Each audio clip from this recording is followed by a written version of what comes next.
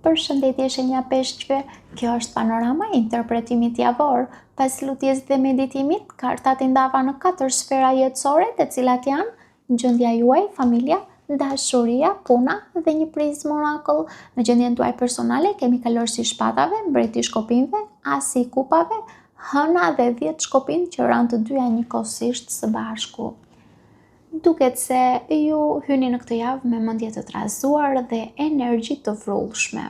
Kalorësi i shpatave tregon nxitim, shumë mendime, nevojë për të kuptuar diçka, nevojë për të marrë përgjigje ose nevojë për të lëvizur përpara pa humbur më kohë.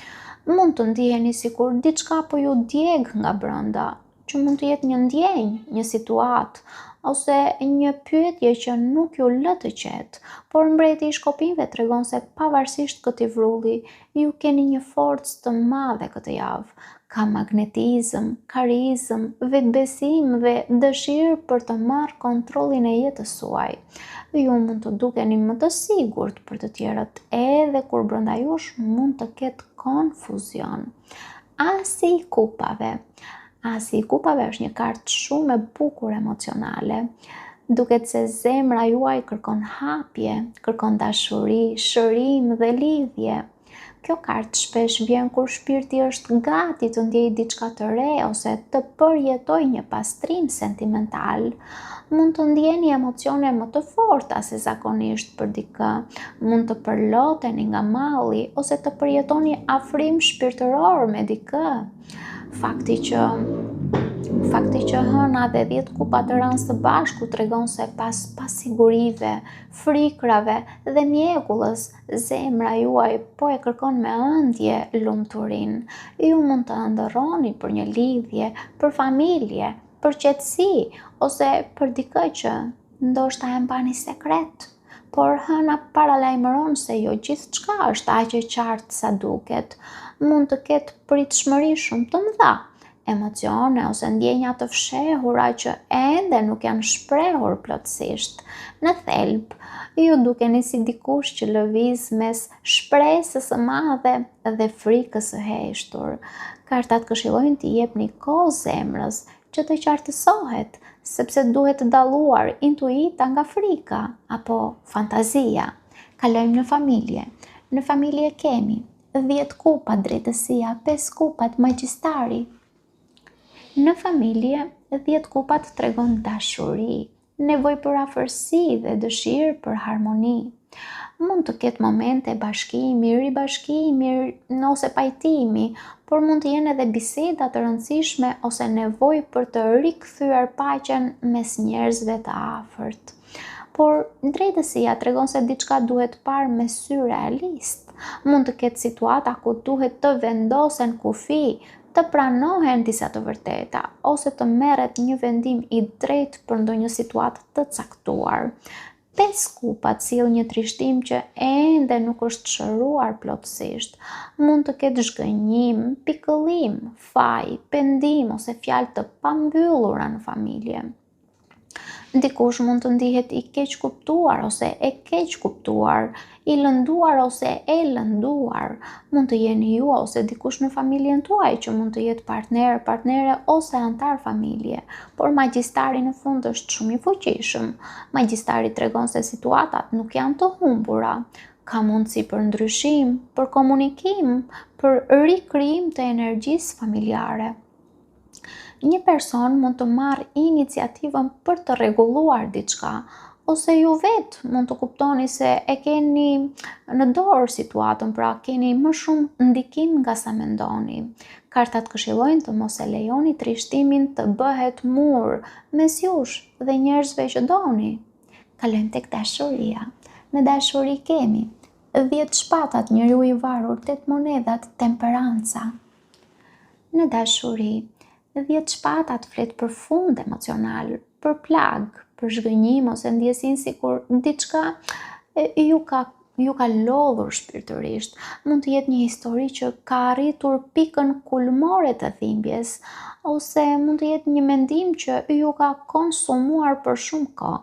Njeriu i varur tregon pezullim, asgjë nuk duket se ecën me ritmin që ju dëshironi. mund të ketë heshtje, distancë, pritje ose ndjesinë se duhet të sakrifikoni shumë. Ndoshta jo çdo gjë që duket si humbje është vërtet humbje. Tet monedat tregon se dashuria këtu kërkon punë, përkushtim, durim dhe përpjekje reale. Nuk është energji pasioni e vrullshme, është energji ndërtimi gradual. Dikush duhet të investoj më shumë emocione, të tregoj qëndrueshmëri, ndërsa temperanca është karta e shërimit. Temperanca është shumë e bukur, pas këtyre kartave të vështira, temperanca tregon se zemra juaj nuk do të mbetet përgjithmonë në dhimbje, sepse ka pajtim të brendshëm, ka ekuilibër dhe mundësi që situatat të qetësohen avash avash. Për disa, kjo mund të jetë, si të thuash, si një lloj rikuperimi pas një ndarjeje. Për të tjerët mund të nënkuptoj rikthim harmonie në një lidhje që mund të ketë kaluar një farë krize. Energjia këtu më duket si një zemër që ka vojtur shumë, por që po mëson të mos kërkoj ose mos të pranoj më dashuri dramatike. Dhe ju po hyni në një fazë ku do të kuptoni se dashuria e vërtet nuk e copton shpirtin, por e qetëson.